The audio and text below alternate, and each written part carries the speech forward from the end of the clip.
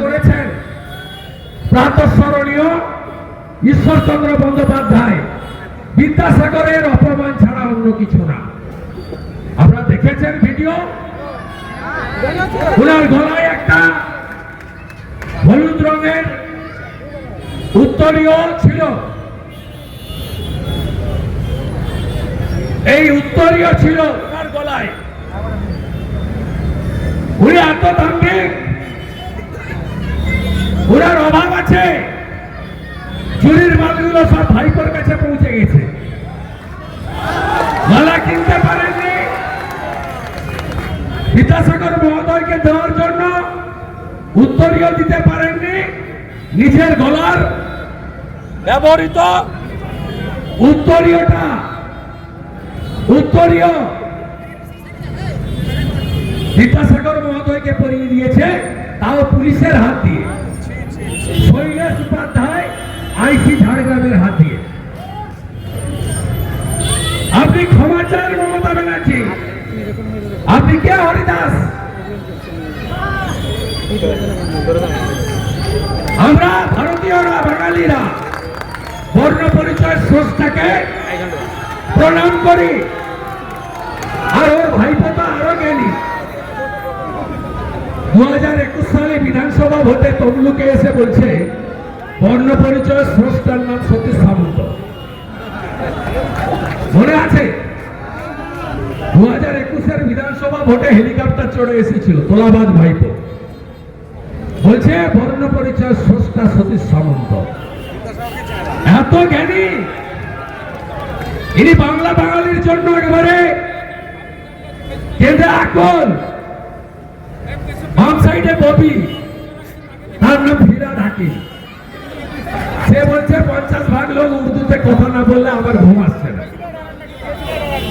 কোন বাংলা বাঙালির গল্প নাই, রোহিঙ্গা আর বাংলাদেশের মুসলমানদের বাঁচাতে হবে। এরা ভোটার তালিকা থেকে বাদ গেলে দিদি চিত পটান, পিসিমণি চিত পটান, তৃণমূল ভাই এত কান্নাকাটি। মূল কথায় আসি, মুখ্যমন্ত্রী জানিয়েছিলেন গ্রেট চিটিংবাজ দীপক অধিকারী ভারতবর্ষের পার্লামেন্টে সবচেয়ে কম উপস্থিতিকার ঘাটালের 3 বারের এমপি দীপক অধিকারী দেশ। যিনি ভোটের সময় আসেন আর বলেন আই লাভ ইউ, টুপি পরাতে আসেন, হাঁটু ছেঁড়া জিন্স পরে। তিনি দাঁড়িয়ে আছেন ঢাকায়, আরেকজন চাকর মানুষ মিয়া মেদিনীপুরের লজ্জা, সে দাঁড়িয়ে আছে পাশে। আর ইনি চটি পরে নেমে ক্যামেরা সামনে, তু খিচ মেরি ফটো।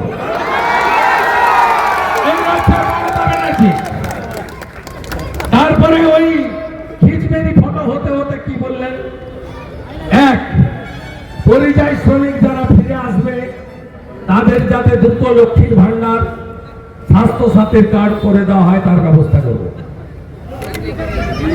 লক্ষ্মীর ভান্ডার কত? 1000 টাকা। চালের কুইন্টাল কত? 3500 টাকা মোটা চাল। মোবাইলে রিচার্জ করতে লাগে কত? 350। 350 কাকে বলছেন আসতে? ঘাটাল দাসপুরের লোকেদের। আরে মাসে 1 লাখ টাকার বেশি রোজগার করে, 10 লাখের রোজগার আছে। আপনি বলছেন চলে আসুন, 1000 টাকা দেব। আমি ঘাটাল দাসপুর চন্দ্রকোনা, যারা আমাদের প্রবাসী বাঙালি আছেন তাদেরকে বলবো, এই মহিলাকে চাঁদা তুলে অবিলম্বে মাথার চিকিৎসা করান। আরে ওরা তো মুম্বাই, সুরাট, পুনে, দিল্লির করলবাগ রোজগার করে, কোটি কোটি টাকা রোজগার করে এই দাসপুর ঘাটালে পাকা বাড়িগুলো দেখেন না? কোথায় থাকেন? সুরাটে। কোথায় থাকেন? পুনেতে। কোথায় থাকেন? করলবাগে। ওখান থেকে রোজগার করে এনে পশ্চিমবঙ্গে জমি কিনছেন, আপনি স্ট্যাম্প ডিউটি পাচ্ছেন, বাড়ি করছে, পঞ্চায়েত প্ল্যানের টাকা পাচ্ছে, ট্যাক্সের টাকা পাচ্ছে, আর আপনার ওই ভুয়া স্বাস্থ্য সাথীর কার্ড, ঘাটালের কোন নার্সিংহোম নেই, হ্যাঁ কিনা? আর ওরা তো ওখানে ভালো আছে, আয়ুষ্মান ভারতের কার্ড নিয়ে সব চিকিৎসা ফ্রি পাচ্ছে।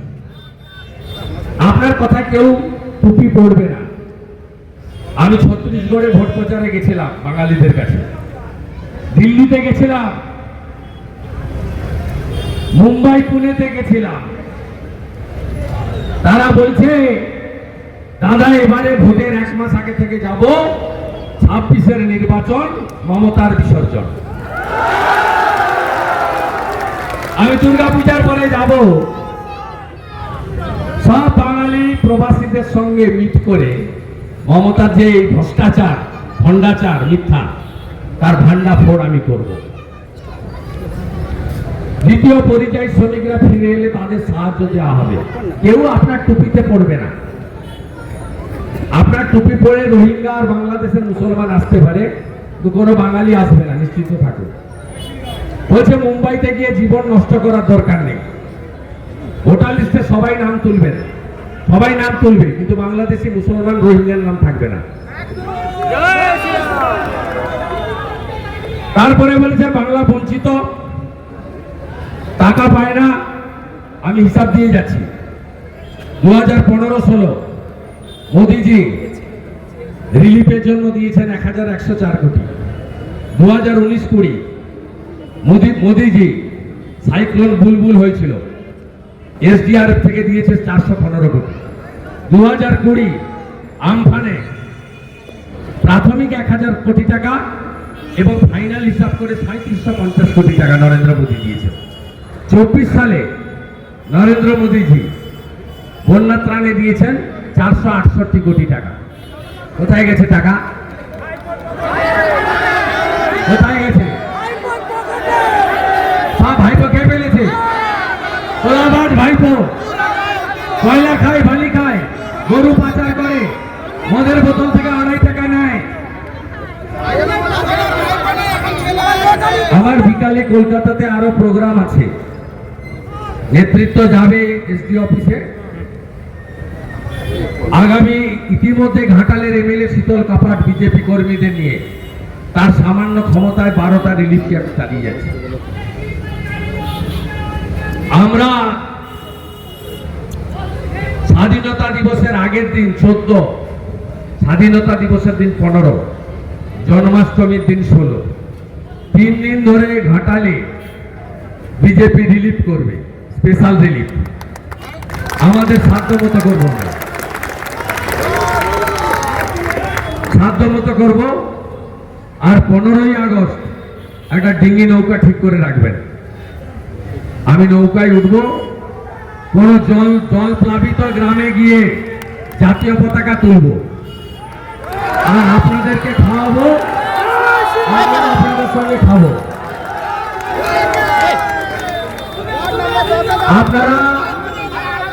আপনারা শুধু আমাকে কথা দিন, 26-এর নির্বাচন মমতার বিসর্জন হবে তো? 34 বছর সিপিএম করেনি, 14 বছর মমতা করেনি, আমি শুভেন্দু অধিকারী। উনি কাল বলেছেন না কেলেঘাই আমি করেছি, উনি করেননি। কেলেঘাই কাজ শুরু হয়েছে 2010-এ, বামফ্রন্টের সরকার, প্রণব মুখার্জি অর্থমন্ত্রী। কেলেঘাই, গোপালেশ্বরী, বাগুই, খিরাই, চন্ডিয়া সংস্কারের কাজ প্রণব মুখার্জি করেছেন। মিথ্যে কথা বলবেন না, 10 সালে কাজ শুরু হয়েছে, কাটাখালীতে শিলান্যাস হয়েছে, ভগবানপুর সবংয়ের বর্ডারে শিশির অধিকারীর প্রচেষ্টা আর প্রণব বাবুর অর্থ বরাদ্দে কেলেঘাই গোপালেশ্বরী ক্ষীরাই চন্ডিয়া হয়েছে। আপনারা মমতাকে বিশ্বাস করেন না মেদিনীপুরের ছেলে শুভেন্দুকে বিশ্বাস করেন? মমতা আমাকে হারাতে এসেছিল, মেদিনীপুর মমতাকে হারিয়েছে তো। 34 বছর সিপিএম করেনি, 14 বছর মমতা করেনি, 26-এ বিজেপিকে আনুন। কেলেঘাই গোপালেশ্বরীর মতো ঘাটাল মাস্টার প্ল্যান বিজেপি করবে। বড় গ্যারেন্টারের নাম নরেন্দ্র মোদী আর ছোট গ্যারেন্টারের নাম শুভেন্দু অধিকারী। ভালো থাকবেন। 15 তারিখে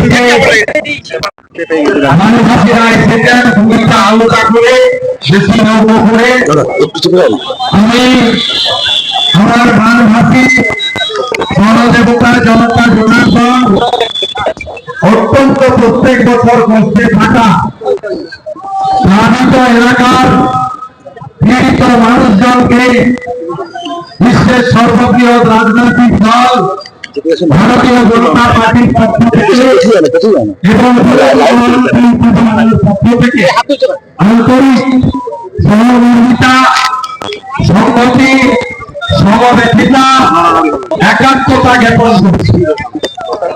আমাদের আজকের কর্মসূচিতে আমি আপনাদের সঙ্গে প্রায় 1 কিলোমিটারের কাছাকাছি পথ হেঁটে এসেছি। আমি আপনাদের অনেকের কাছ থেকে বন্যার খবর জেনেছি। অনেক গ্রামের বন্ধুরা আমাকে ভাবে অপর্যাপ্ত প্রাণে জলবাজি এবং বিশেষ করে শিশু খাদ্যের অভাব, কেউ হঠাৎ মারা গেলে তাকে সজ্জা করার অসুবিধা, পানীয় জলের অসুবিধা এবং গবাদি পশুরা নিদারুণ কষ্টের মধ্যে আছেন, এই কথাগুলি তারা বলেছেন। ভাইরা রাস্তা করেছেন, মাঝখানে রাস্তা করবে, রাস্তা করবে। আমরা জনগণের পার্টি, জনগণের যে অসুবিধা না, আস্তে আস্তে সব ছোট গাড়িগুলো আগে বেরিয়ে যায়, বড় গাড়িগুলো পরে রাস্তা করবো। পূর্ববর্ষের ভাইরা ঘাটাল নগরের সঙ্গে সভাপতি, আপনি আপনার কর্মীদের নিয়ে খবরগুলোকে বের করবেন। আমি আপনাদের সামনে পৃথিবীর সর্বশ্রেষ্ঠ উদ্যানী যার উত্থানে জন্ম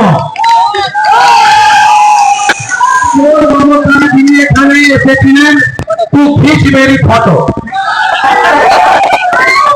তিনি এখানে যা যা বলে গেছেন তার উত্তর দিতে এসেছেন। আর আমি চলে যাওয়ার পরে ঘাটালের মাননীয় বিধায়ক শীতল কাপাট, ঢাকা সাংগঠনিক জেলার বিজেপি তরুণ সভাপতি তন্ময় দাস, আরামবাগ সাংগঠনিক জেলার বিজেপি সভাপতি যেহেতু চন্দ্রকোনা আরামবাগ সাংগঠনিক জেলার অন্তর্গত ভাই সুশান্ত বেরা, আরামবাগের মাননীয় বিধায়ক মধুসূদন ভাট এবং অন্যান্য জেলা নেতৃত্ব আপনাদের উচ্চস্বর কথা বলতে আমি সর্বস্তরের নেতৃত্ব যারা আছেন, রামবাবু থেকে, হাসিদি থেকে, গণেশবাবু থেকে, আমি সকলকেই চিনি। একাত্মভাবে 5 বছর কাজ করছি। তার বাইরেও প্রশাসনিক ভাবে আমরা বিভক্ত, পূর্ব পশ্চিম ঝাড়গ্রাম, কিন্তু মনে প্রাণে আত্মায় আমরা সবাই বিদ্যাসাগরের দেশের লোক, অর্থাৎ আমরা সবাই মেদিনীপুরের লোক। আমি আপনাদের সকলকে ধন্যবাদ জানিয়ে এই অহংকারী ধার্মিক দুর্নীতি শিরোমণি গোটা বাংলাটাকে শেষ করে দিয়েছে। চাকরি নেই, শিল্প নেই, কৃষক আলু চাষি খতম, ধান চাষি খতম, 8,000 স্কুল বন্ধ,